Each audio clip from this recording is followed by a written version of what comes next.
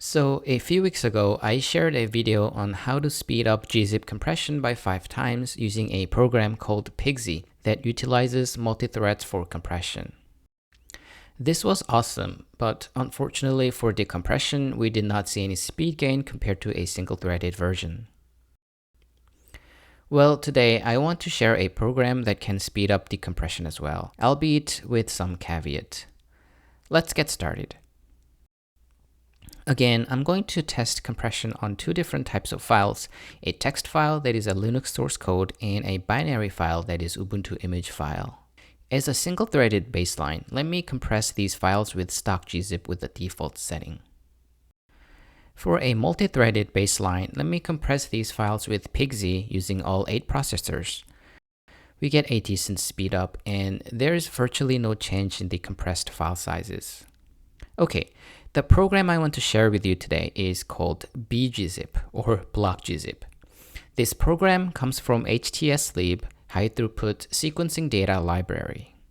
I will link their websites and resources below, so please check them out if you're interested. Alright, this is not installed on Mac by default. The easiest way to install this on a Mac is via Homebrew. I will have the install commands for a Mac and Linux in the description. Now that it's installed, let's go ahead and compress these 2 files using 8 threads as before, and I'll use .bgz suffix. Okay, so block gzip compresses these files slightly faster than pigz, so that's great. However, here's the caveat. Because it compresses a file into multiple independent blocks, this incurs a slight increase in the compressed file size as you can see here. As for the decompression, we have seen that there was no speed gain from pigz. Well, let's see how block gzip compares.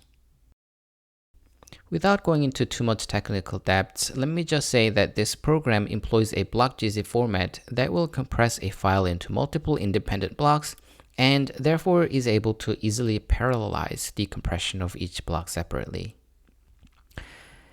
So if you're okay with slight increase in compressed file size, then block gzip is a great option that speeds up both compression and decompression.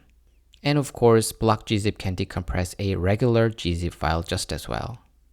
Okay, so here is a table summarizing compression and decompression speeds using the stock gzip, pigz, and block gzip.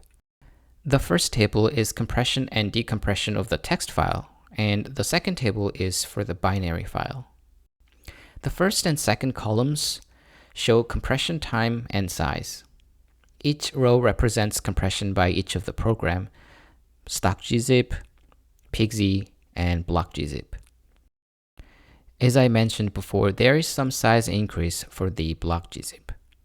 This 3x3 matrix here shows decompression time for every possible combination of compression-decompression pair. So, the takeaway here is that 1. Block gzip is fully backward compatible, so you can use it as a drop-in replacement for gzip. And 2. You can easily parallelize decompression with block gzip if the file was also compressed with block gzip. Alright, hope this was helpful and see you next time with another video.